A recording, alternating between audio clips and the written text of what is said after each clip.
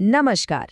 तो चलिए आज एक ऐसी कहानी की बात करते हैं जो एक रोड ट्रिप के मजे से शुरू होती है, लेकिन फिर एक ऐसे डरावने, कभी न भूलने वाले अनुभव में बदल जाती है। लेकिन ये सिर्फ एक हॉरर स्टोरी नहीं है, ये इस बात पर भी एक नज़र है कि जब डर हावी हो जाता है तो दोस्ती का क्या होता है और कैसे एक साथ झेला गया बुरा सपना लोगों को हमेशा हमेशा के लिए बदल सकता है। तो कहानी शुरू होती है पहला पड़ाव। सब कुछ मतलब बिल्कुल परफेक्ट लग रहा था। माहौल में उत्साह था, दोस्ती थी, जहां हर कोई अपनी रोज की जिंदगी से भागकर बस एक यादगार सफर पर निकलना चाहता था। हाँ, तो ये सिर्फ दोस्त नहीं थे, समझिए कि एक तरह से फैमिली ही थे एक दूसरे की। कॉलेज के बाद से जिंदगी ने सबको अलग अलग शहरों में भेज दिया था, और ये ट्रिप उन पुराने दिनों को फिर से जीने का एक मौका था जब वे कभी अलग नहीं होते थे। और यही यही था उनकी यात्रा का मेन आइडिया। कोई प्लान नहीं, उन्होंने जानबूझकर मैप्स बंद कर दिए, सिर्फ और सिर्फ एडवेंचर की तलाश में। वो कुछ अनएक्सपेक्टेड चाहते थे, और यही बेफिक्री उनके शुरुआती जोश को दिखाती है।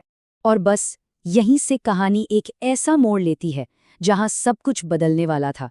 एक ऐसा मोड़ जहां सिर्फ सड़क ही नहीं बल्कि उनके बीच का जो बॉन्ड था वो भी टूटने की कगार पर आ गया। तो आप देखिए कैसे एक छोटी सी मामूली सी गलती देखते ही देखते एक अजीब सी बेचैनी में बदल गई। एक तरफ था राघव जिसे टेंशन हो रही थी, और दूसरी तरफ थे बाकी दोस्त जो अभी भी मजे के मूड में थे। यहीं से तनाव बढ़ना शुरू हुआ। और मीरा का ये कहना, बस यहीं पर उस ग्रुप की सोच में पहली दरार पड़ती है। एक तरफ राघव की समझदारी थी और दूसरी तरफ बाकियों का चिल करो वाला एटीट्यूड।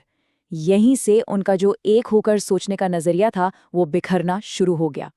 और अब कहानी अपने क्लाइमैक्स पर है। यहाँ से जो हुआ वो इतनी तेजी से हुआ कि किसी को संभलने का मौका तक नहीं मिला, और जो हल्की फुल्की बेचैनी थी वो सीधे खौफ में बदल गई। सोचिए, सब कुछ शांत है और फिर अचानक मीरा जोर से चिल्लाती है। बस उसी एक चीख से गाड़ी में जो डर फैला वो शब्दों में बताना मुश्किल है। ये पहला मौका था जब कुछ अजीब, कुछ अननेचुरल होने का एहसास हुआ, और मस्ती का माहौल एक झटके में खत्म हो गया। राघव ने तो घबराकर गाड़ी भगाने की पूरी कोशिश की, लेकिन एक बहुत ही अजीब बात हुई। उसकी पावरफुल स्कॉर्पियो पता नहीं कैसे 50 किलोमीटर प्रति घंटे से तेज चल ही नहीं पा रही थी।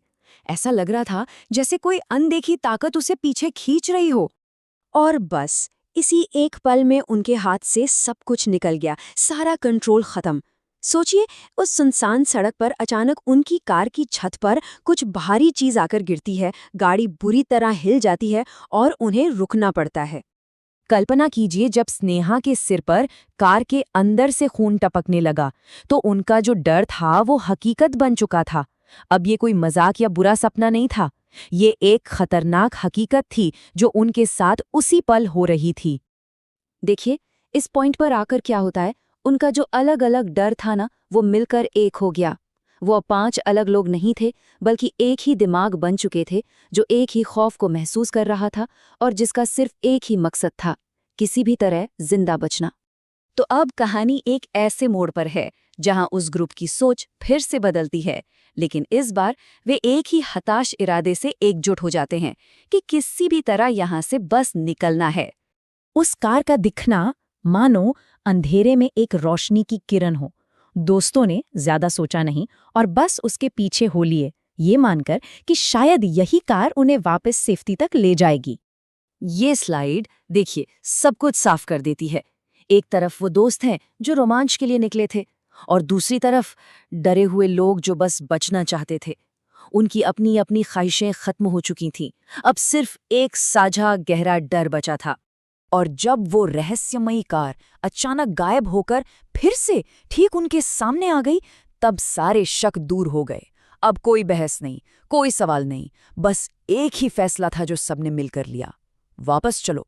तो ठीक है, वो बच तो गए, लेकिन अब सवाल ये है कि उस रात का उन दोस्तों पर क्या असर पड़ा, तुरंत और आगे चलकर भी।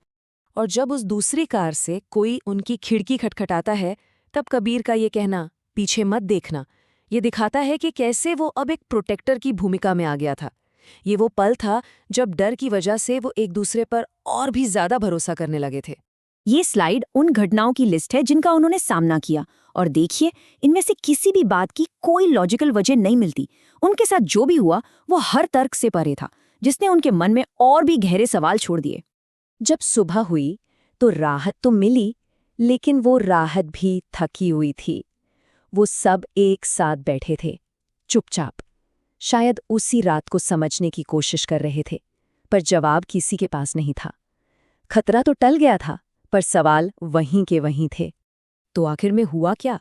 वो ट्रिप तो पूरी तरह से फेल हो गई, लेकिन उसने उनके बीच एक ऐसा रिश्ता बना दिया, एक ऐसा गहरा और मजबूत रिश्ता जो शायद पहले कभी नहीं था।